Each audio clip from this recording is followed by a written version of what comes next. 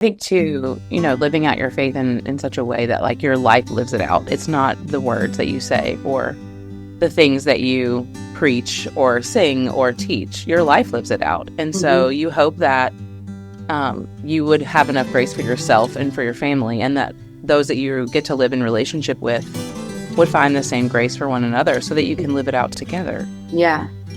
Oh, wow. Look at you guys. You guys are awesome. We're trying.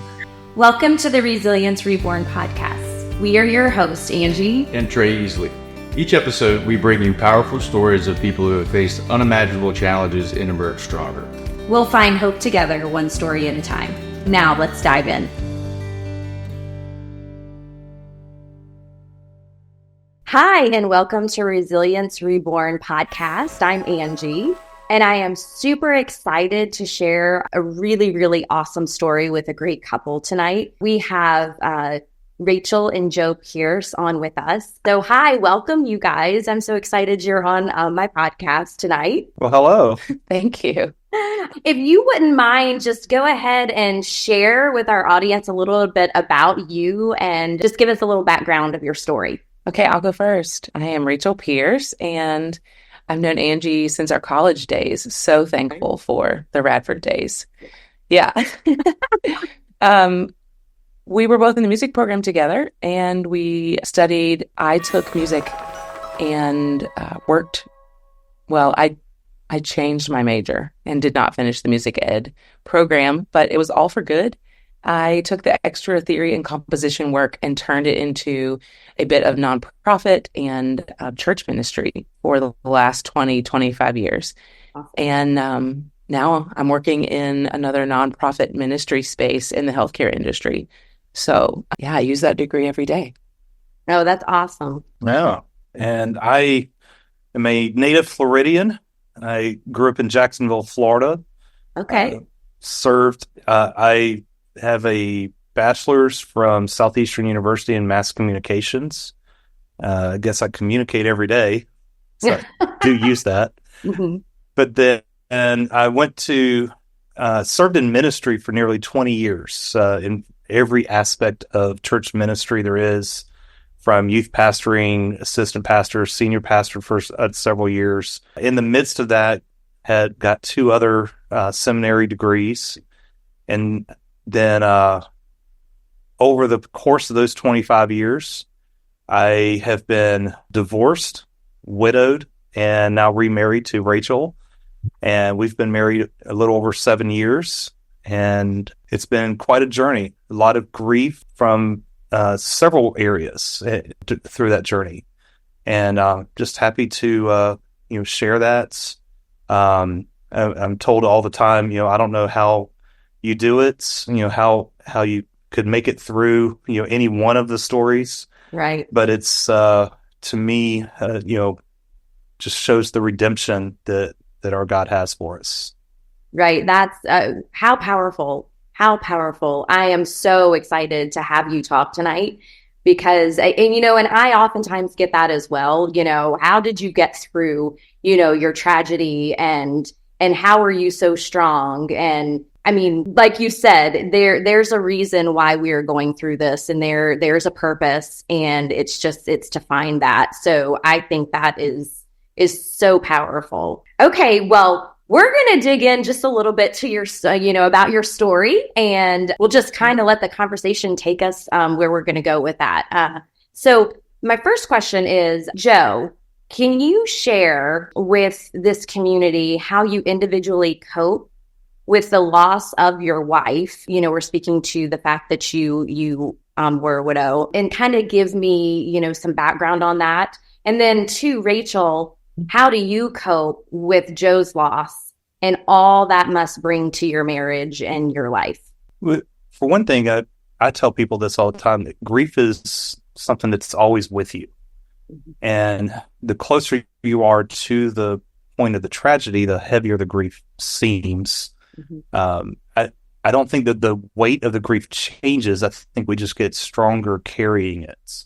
Mm-hmm. And for me, I had been divorced for about a year and a half or so, and had met someone. I was just in my young 30s, and I was like, I'm too young to be alone for the rest of my life. Friendship turned into a romance. Aaron had also been divorced, and we got married, and she had been told that she wasn't able to have children on her own, but if we'd ever decided to have children together, that, she could go to the doctor and take shots, and, we could potentially try for a child. She had a child with her first marriage. Okay. And that was a difficult pregnancy from what she had told me. A month into our marriage, she got pregnant. And we thought, wow, this is a miracle. Right. It's amazing. She had a very good pregnancy for the first 4 months and no issues. And she was a registered nurse, worked in the hospital in Greenville, North Carolina. And she was working a late shift one night, and her water broke prematurely at 22 weeks. And in the midst of that, she was still doing okay. The doctor said, look, this is, very high risk, but, we see this through all the time. We just want to keep you and the baby comfortable and hopefully get you to about 28 weeks when the baby has more viability of survival. Well, about 4 days later, she developed an amniotic embolism that took our daughter Abigail first, and then a few hours later, Aaron went into pulmonary arrest, and I was there with her through all of that. It was a very traumatic event. Still brings on a little PTSD from time to time. I can be watching 100%. something on TV that will trigger something, and I'll just have to get up and walk out of the room, or just hit skip on the DVR to get past that moment. Mm-hmm. And it's for the first couple months, you go through all those stages of grief. It's numbness, denial, all the things. At the time, I was on staff at a church in a small country town with just salt of the earth people, and they surrounded me as a community, loved on me, allowed me to grieve as I served. And little by little, I felt myself coming out of that, learning to be independent again. Here I had just gone through the grief of a divorce and learning to live, on my own again, and losing, that marriage, and then losing my wife, Erin, was two very close together tragedies, I would say. And then got to a place where, through counseling and prayer and, just conversations with friends, got to that place again where I was like, I don't want to be alone, and was looking for companionship more than anything else, and, someone to do life with. Yes. And, had friends, but, it was different going home to an empty house every night, and, not having someone to share life with. Yes. And, just prayed about that, and just, felt like, okay, we were married 6 months when Aaron passed, and at, about 6 months post-mortem, I, got to a place where I live in a town of 200 people. I'm not going to probably meet someone, not a lot of prospects. Right. in a very small country town where I was a pastor, and decided to dip my toes into online dating, which was first couple of attempts was very weird. I can't even think of the right word. That might be the best word to describe it. Awkward. Yes. I did a little bit awkward, of that weird. All the negativity that can be online dating. Yeah. And then found this app called Coffee Meets Bagel. Yeah, shout out to Coffee Meets Bagel. And okay. It was one of those things that when I researched it, I liked the fact that you only had to deal with one profile a day. So it's not overwhelming, like swiping through a thousand profiles. It was like one profile a day. All right, I can handle this. It's 5 minutes of my day, and it's sent to you at random times through an email. And the whole thing was developed by a guy that was on Shark Tank So I was like, okay, so if Oh, wow, Shark's okay. got behind it on Yeah. Shark Tank, this might be something legit. And, had been on it for maybe a week and a half. And on my birthday, I get a match. And it was Rachel. And on my birthday, 8 years ago. Oh, wow. And, we chatted and, for a couple weeks. And then, she lived in Richmond, Virginia. I was down in North Carolina, actually in the same town where we got our puppy a couple weeks ago. And we decided to meet halfway, went on our first dates. That obviously went very well because 8 years you later, are. we've been married 7.5 years. Yeah. And yeah, it was just, it was, I think for both of us, we were kind of searching for, a lot of the things that we both wanted in each other. Mhm. And she asked me on that first date about how do you know that you're ready after going through all that? Because I had shared with her everything about Right. Aaron. Mhm. And she's like, how can you know that you're ready? I was like, well, you don't. You don't. It's grief is something that's always going to be with me. Mm. Just a day ago, it hit me that this is 2024 and this coming New Year's Eve would have been our 10-year anniversary. Right. And, it's like, okay, wow, that's heavy. That's a lot. That is heavy. It's all those things. And then, every year on the day that she passed is a day that I've learned to just be good to myself. And, if I want to travel down to North Carolina to the cemetery, or sometimes I just need a day by myself, Yes. whatever it is, it's just, hey, that's a day that I know is going to come around every year. There's that first year, you have all those firsts that you go through. Yeah. Once you start getting through some of those, you get to a place where, okay, you either embrace the grief Mm-hmm. and carry it with you and continue to move forward. I remember that in counseling, that you can either get stuck in your grief or you can move forward with it. Yes. And it's a conscious decision that we have to make. Yes. And, I was thankful for a good counselor, good community around me that helped me see that. And, that's really what helped me keep moving forward. That's amazing. I'm sorry, I have to cough. It's, Sorry. we can edit that out Yeah, later. I'm sorry. Okay. Grief is one of those areas that as we embrace it, we heal. Mhm. If we avoid it, it makes the wound deeper. I agree And with that that's 100%. goes against everything that you would think. Mm-hmm. But the more that we avoid the hard things, the harder they get. Yes. And grief is definitely one of those things that if you learn to embrace it as it comes, Mm-hmm. I used to liken it to being at the ocean and waves coming in at you. Mm-hmm. And sometimes if you turn around and you can't see the wave coming, that describes grief. Because sometimes you don't see it coming and it just comes out of nowhere and hits you. Wow, that I've But never. eventually, That's beautiful. eventually those you get to where you're planting your feet in a firm place, Mm-hmm. and you can't just run from it because it's going to overtake you.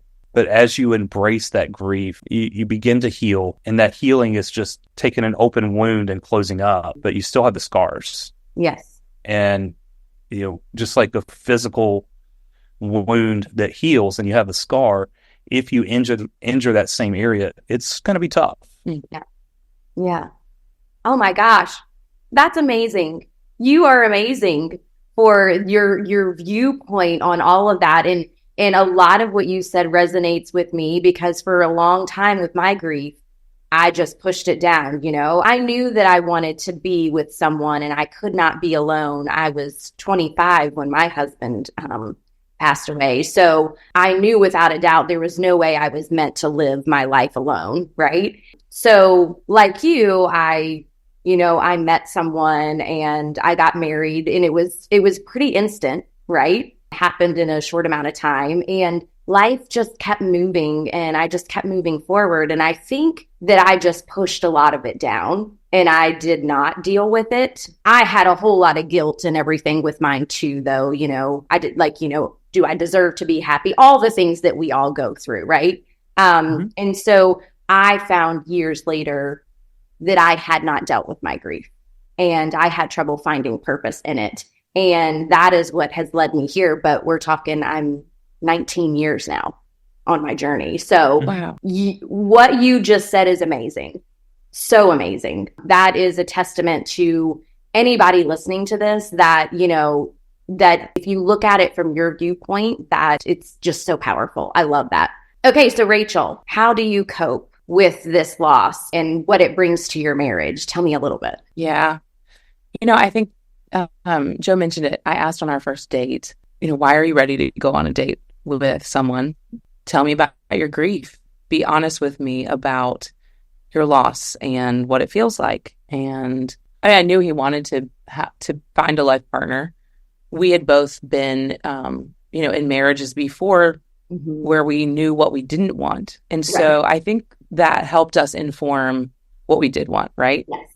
And so we were both pretty honest about those things from the very beginning. I had done a ton of just really good therapy and counseling, and I was really grateful. And he had too. And the more serious we got about our relationship, we even met with one of his therapists to say, okay, like we really, really like each other. And we're feeling like feelings that we really want to commit to each other. Let's work together even through like what this could look like. Because like Joe said, the grief doesn't leave. It's just we learn how to walk with it. Yes. And, you know, I think even there have been seasons of our marriage that watching him grieve well has taught me how to even grieve things that I didn't grieve before. And so that has had a huge impact on our marriage.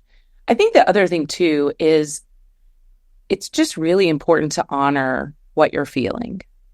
And some days, like this guy is feeling great about it and is able to articulate it powerfully.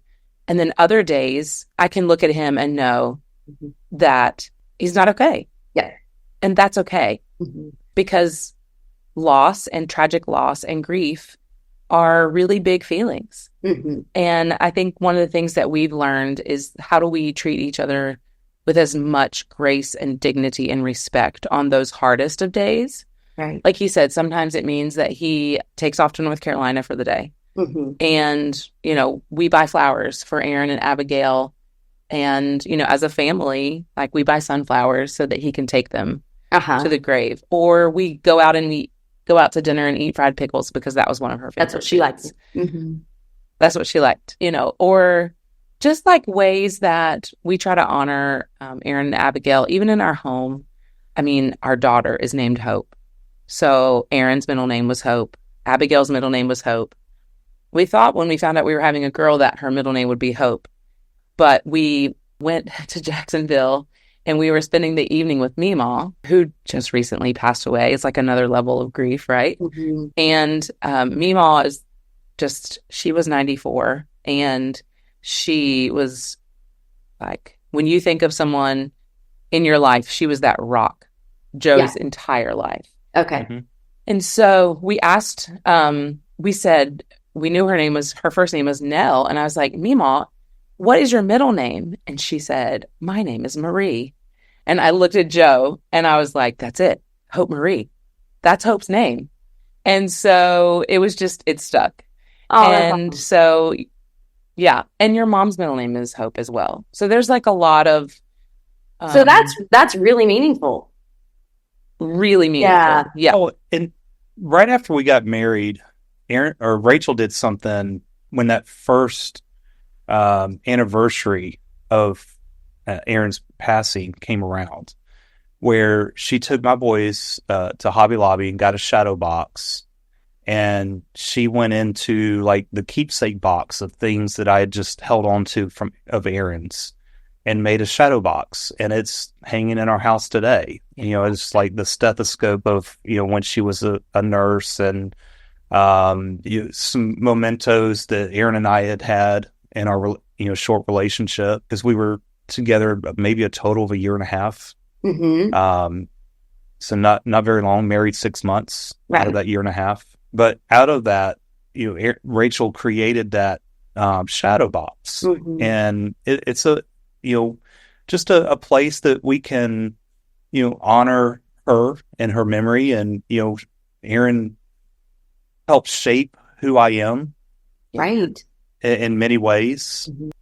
I would say, after a failed marriage, after 11 years of a failed marriage, Aaron taught me what it was like and what it meant to actually be loved. Even though our marriage was short, I remember telling a very good friend of mine, maybe a month after she passed, we were hanging out together one night and we were talking about marriage, and, he's also a pastor, and, we performed a lot of wedding ceremonies and, what makes a marriage successful. And I looked at him, I said, crossing that finish line, when we stand at the altar and we say, till death do us part, that's the finish line. Yeah.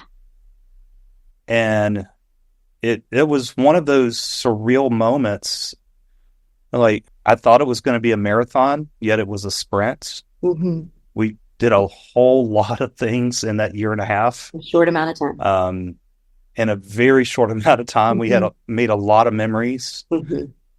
But then realizing, okay, we did it. We finished well. Yeah. It was as tragic as the end was, holding her hand there to the last breath.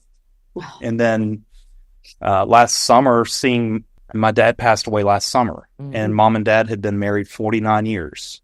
Well, they were like 3 days shy of their 49th anniversary. Oh, okay. And as I've kind of talked to mom almost daily and kind of helped her through some of that just from my own experiences, I look back on that as like, okay, she was there and held his hand as he took his last breath. That till death do us part phrase at a wedding ceremony means so much more when you've actually been through that side of that. Yes, it does. I'm gonna tear. I'm crying. Oh, it totally does, because you would be with her still if it wasn't for that death do us part, right? And that's absolutely, yeah. That's a hard one. That's been tough for me over the years as well, because they will always be on some sort of pedestal. They are, and you said it perfectly. She helped shape who you are right now, and she is part of you. And the fact that Rachel did that shadow box and that Rachel, you still continue to honor that is amazing. And I've a lot of people have asked Trey, my husband, how do you do it? How do you do it? Because it is hard. It is hard to love someone who has lost tragically or anyway, right? So it is, and it takes work, and you have to be just so confident, I think, in your marriage and who you are as a couple and where the other one came from. So that is beautiful. That's so beautiful that you did that. And that just makes my heart so happy. Sometimes we light a candle. I remember, like, for the last couple of years on her birthday, like, I've made it a point to light a candle. Yeah. Just to, like, remember her for that day. Or, like you mentioned, like, it's really hard. You have to be confident. Some people ask me, like, how do you not compare yourself? Well, you don't, because you do, right? Right. But you have to remember that, like, you can't compare apples and oranges. Yeah. They're two different things. Yes. And the thing that I will forever be grateful to Aaron for is for, the chapter that they had together, because it shaped who he is and the ways that, he loves and the ways that we're learning to love each other. Mm-hmm. Right. Yeah. And I mean, and he would not be this person without her. That, it's just when, that's kind of the amazing thing about it. Okay. Let me ask another one. Can you describe a particularly challenging day since the loss and how you navigated it together as a couple? Well, I can remember one, but it might not be the same for you. I'm sure it's not. All right. Well, here we go. So a really particularly difficult day was this 2 summers ago. Aaron's grandmother passed away, and every year, either we as a family or Joe always goes back. And sometimes not just like on the anniversary, but we might be traveling through and we're like, let's stop and just take a minute, right? And so when Aaron's grandmother passed away, Joe really wanted to be there. And he really wanted me and the kids to be there with him. And at first I was like, nope. Like, I think I have to set this boundary.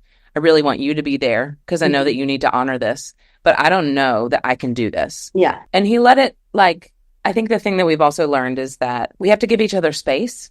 Right. Right? Mm-hmm. Even when we might be really disappointed or we might be really angry or we might be really frustrated, space is really important. And so he gave me some space and it took a couple of days. And then he came to me and he was like, okay, let me ask this again. Let me tell you why this would really mean a lot to me, to Aaron's family and to Stacy, Aaron's sister, who we stay in contact with pretty regularly just to check in and see how they're doing. And so I'm like, okay, I think I'm going to have to put on my big girl panties, dress up my kids, and we're going to do this. Yeah. And so we did. And it was really hard. It was really, really hard. It was the heat of the summer in a little country church in this beautiful place. We were in the very back. It was completely packed. Just imagine dragging your 4-year-old and your 1-year-old. I was going to say, you were still breastfeeding. Yeah, I was still nursing. It's all the things. Yeah. And it's almost 2 hours and 45 minutes from our home here in Richmond. So we drive down, and then the service went really well. Thankfully, the kids were good. And then we went to the graveside, which we had been to several times before, and even our daughter had remembered being there. But one of the things that was really special about that day was the way that Aaron's family continues to welcome Joe and me and our children. And then Hope saw her name on Aaron and Abigail's headstone, and she knows that that's where her name comes from. Okay. And so there was this moment we were standing there under umbrellas because it was so hot that this butterfly comes by and just literally lands on your shoulder. And I was like, she's here. Okay. We're okay. Yeah. Wow. And the cemetery it's a family cemetery in the middle of their big farm. Yeah. Mm. So, it's just cornfields, or at the time, I think it was soybean fields. It's a couple 100 acres Right. on that farm. And, it's a beautiful place if you enjoy and appreciate the farm life. And it's a family farm. It's been there for generations. Right. And, there's several generations in that little family cemetery. Yeah. They actually started a whole new row just for Aaron. Oh. And, that every time I go back there, and there's been other family members, her grandmother was someone that she had been very close to. Mm. The way her family has always been very welcoming, even though our relationship was short, it is I think just a testament to who they are too. Mm-hmm. Right. And it's not that it's not awkward, right? Because it still is a little bit odd. Right. But it's really beautiful too. Yeah. Yeah. It's really beautiful. Absolutely.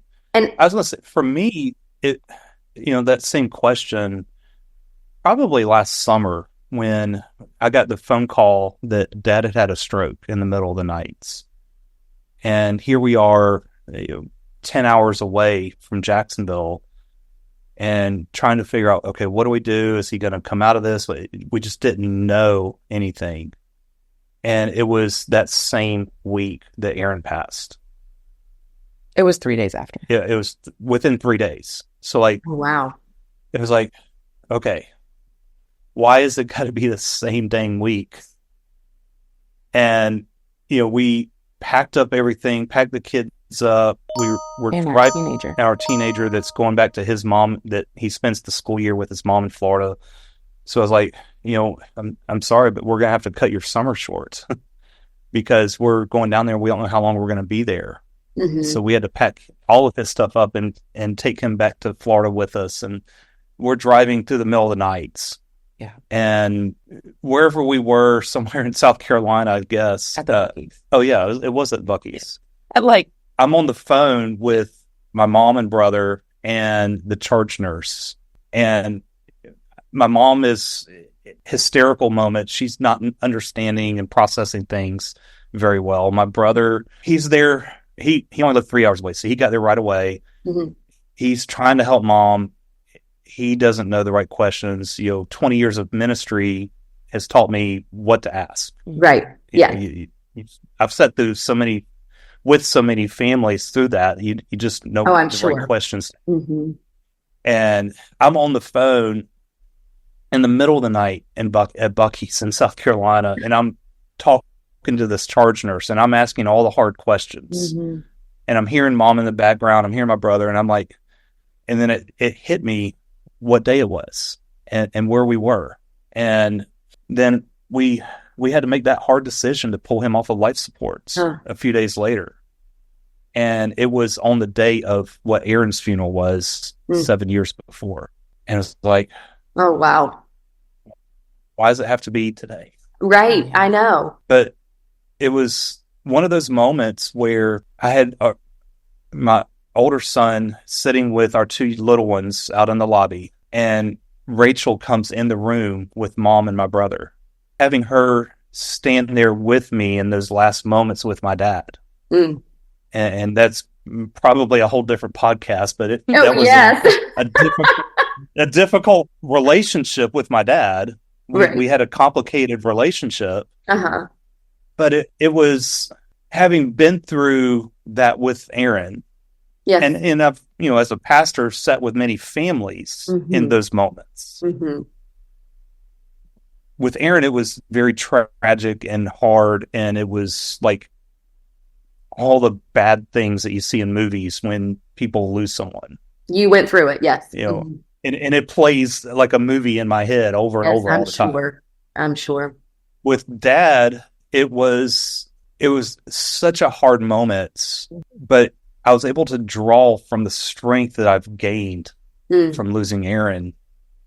Wow. And my brother later asked my mom, how can Joseph stand there and have these coherent conversations with the doctor? And as we're making these hard decisions, my brother was having such a hard time processing all this, but he's never been through these things. Yes. Yeah.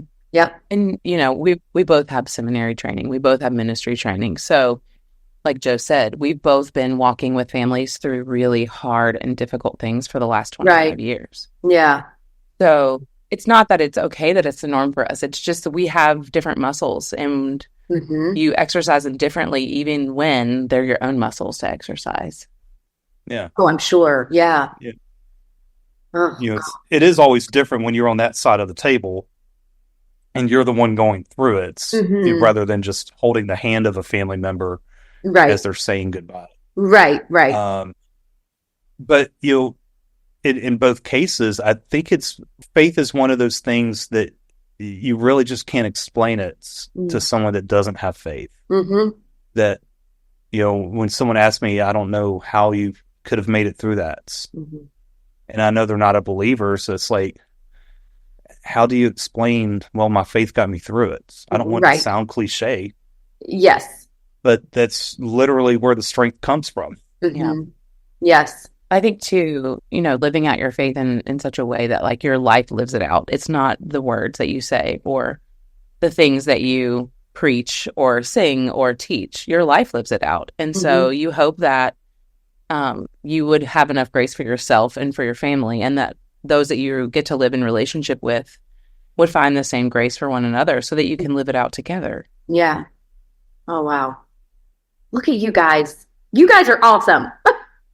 We're awesome. Trying. Oh my gosh, you are so awesome. This is such good stuff. Is there anything that you really want to just share? That is just like really on your heart that you want to share with this community? Because you've talked a lot about how you've navigated and how you honor and the hard moments and things like that.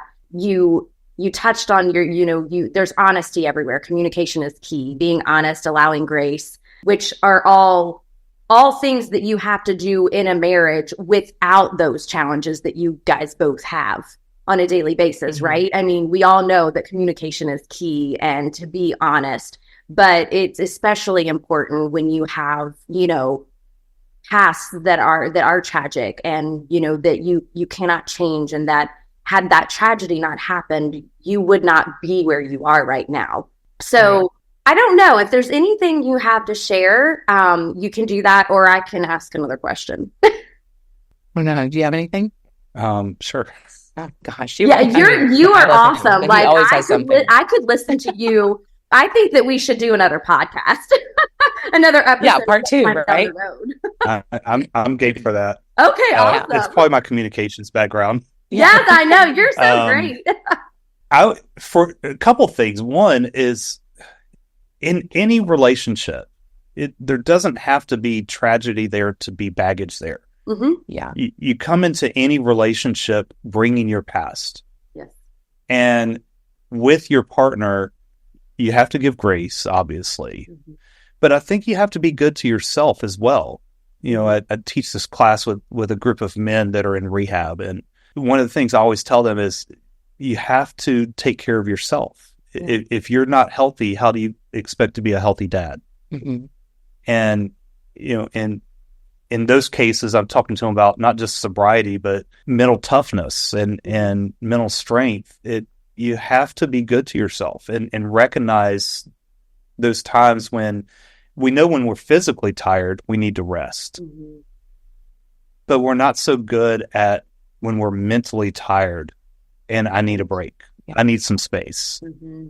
And it's one of those things that I'm even learning, you know, in my career now. You know, I've had a career change and, you know, still have that pastor hat that will always be with me, comes up all the time. And I've learned that, okay, I've done all that I can today.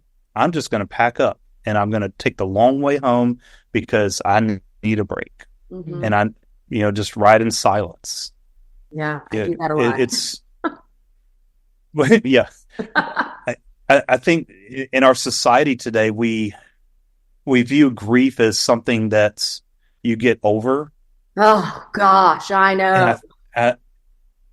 I think we have to get back to a place that we recognize that grief is something that we always carry. Mm-hmm. And it's something to be honored. You know, I mean, it's it like a badge that you wear and you're like, oh, grief, right? But it's something to be honored in a really, really sacred way. Mm-hmm. And I think that's another part of it is that when you have experienced a tragic loss or you've experienced the loss of a marriage, of, you know, an idea of something that you'd hoped for and that is not true. Right. I think that you have to honor mm-hmm. that grief with a sacredness that as a society, we don't do it very well because we just want to move on to the next best thing. Yeah. Or we say, well, like the next thing just has to be better. Mm-hmm. I think another thing too, is I've watched you, even in this last year, you recognized like, I need some space. But we've also recognized that we're in like a season where I'm not always the one that can help him through the grief. Right. Like in the deepest moments or like darkest spaces, I have said to you, I'm calling your best friend. Like there is nothing that I can do. Mm-hmm. And there's nothing that you can do in this moment. Like you have to go back to the people that walked you through this because mm-hmm. they knew you in that space. And they're the only ones that can speak to you in that space. Like your two best friends, one's a guy, one's a girl. Your two best friends are sometimes the only ones that can kind of bring you back from that place when it's just like unbearable in your soul. Mm. Oh, yeah. And I've learned like, okay. And I get on the phone and I'm like, hey, he needs you. You need to call him. Right. You know?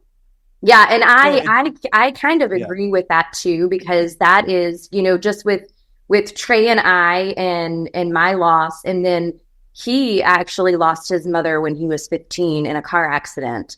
And so it's been interesting because it wasn't until about 2020 that Trey actually really understood his grief. Mm-hmm. He pushed it down and pushed it down and pushed it down. And so many other things come from that, you know, and you touched on, mm-hmm. you know, that you have a group of, you know, people from rehab. And that is exactly where Trey found this part of him. He actually realized that, you know, he was an alcoholic and that was a huge issue in our marriage at the time, you know, because he just pushed everything down for so many years and he didn't know why. And when he was able to worry about himself and give himself time and give himself grace. He understood years of what he had been living and not coping with. Yeah. So that's a whole other podcast too, right? Because Yeah. he's going to do that kind of side of our podcast because he's now 3 years sober. But it took him going to rehab to figure all of this out and all the resentments that he had. But he never cared for himself, ever. He never took the time to care for himself. He just kept going and saying, you don't deal with grief. And he'll talk about this. You know, his dad did the best that he could. He never went to counseling. He didn't do anything. Right. So here he is at 41 years old at the time, learning about everything that played out in his life. Right. So I think that's really, really valuable that you said that you have to really work on you and give yourself grace and you have to heal yourself. So I think that's I can speak to that too, because that's just, we went through a lot together for him to find that, but he's in such a good place now and he's, you know, helping so many other people, you know?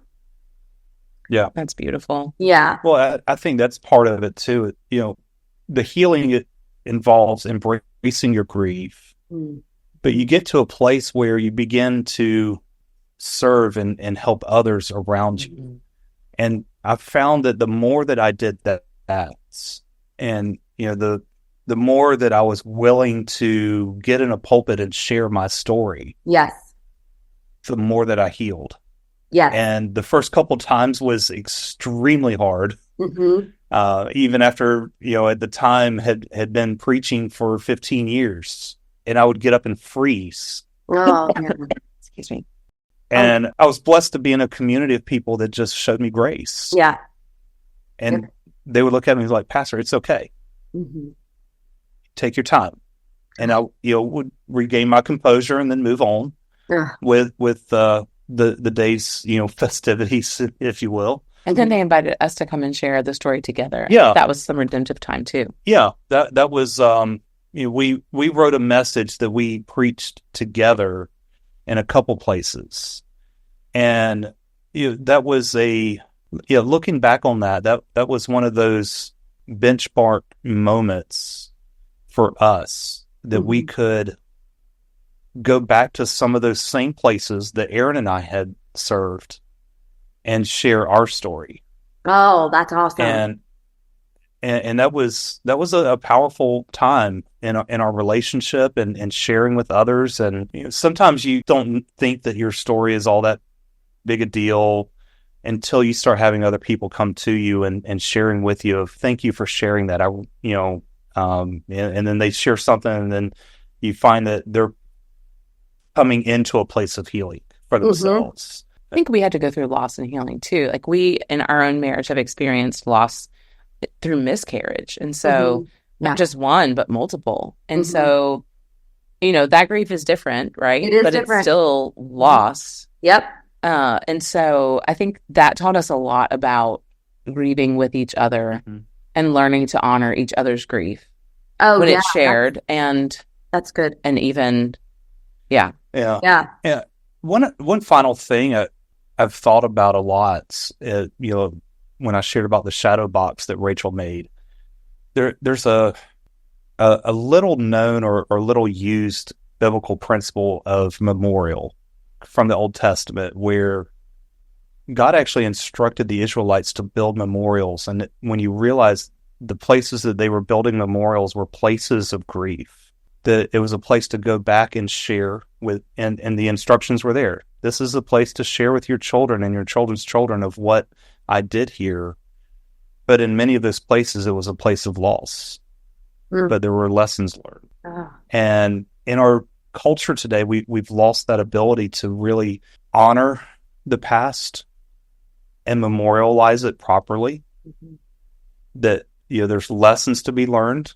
There's growth that takes place through those lessons if you allow it.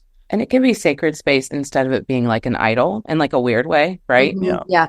It has to be done in the right way. Right. You know, and within a relationship, yeah, I think for us, like the shadow box was such a special thing for us. Mhm. And that's going to look different. It's not the one thing I try to be careful of is don't use shadow box as here's your magic pill for Right. finding healing and grief. Right. You have to find what works for you, and that's different for every person. Mm-hmm. But once you find something that, okay, I feel like I need to do this, go do it. Go do it. Whatever that is. Yeah. I was on that journey, through the first year of grief, trying to find that thing. Yes, me too. Yeah, I understand that. I was obsessed with trying to find a purpose and find a cause Mm-hmm. to honor Aaron. Mm-hmm.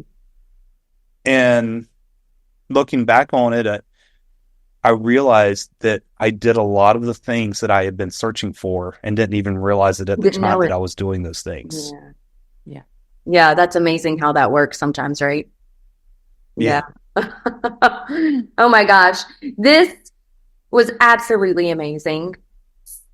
It brought up so much for me, and I want to come hang out with you guys and know more. Like, that's what I want to do. Please do. Yeah. Because it so much has resonated with me in my life, and in my journey, like I said, there's a lot with Trey, my husband, and how we both have come into our relationship with the grief that we had, and how we're now doing the exact thing that you said. We are using our experiences and our grief and our life adversities to help other people. And that is doing a lot of healing. Trey does a lot of speaking, for addicts and things like that. And that 100% has helped him to heal and stay where he is right now. So what you said is so true. And I just have loved this so much. Thank you both so much for coming on. And I am going to hit you up for another podcast. We'll find another topic, because I think we could have multiple here. Is there anything that we can do for you in this community? Like, I want to thank you so much for being here. Thanks. Yeah. Yeah. If there is ever any time I want, we'll connect more, but I would love to be able to support you along your journey, and anything that you have, we would love to do that with our community, Resilience Reborn. But I just want to thank you so much from the bottom of my heart for being guests today and sharing your story and being vulnerable, because I just know that it's going to be amazing, and it's going to help so many people. So I thank you for that. Yeah. You're welcome. We're happy to share. All right. Thanks for listening to Resilience Reborn tonight. Thank you for joining us on the Resilience Reborn podcast. We hope today's stories provided you hope and inspiration to always be resilient. If you enjoyed today's episode, please consider subscribing to our channel. You can also interact with us on our Facebook community page, which you can find by searching Resilience Reborn on Facebook. Remember, through resilience and recovery, you are never alone. Together, we grow stronger. See you next time.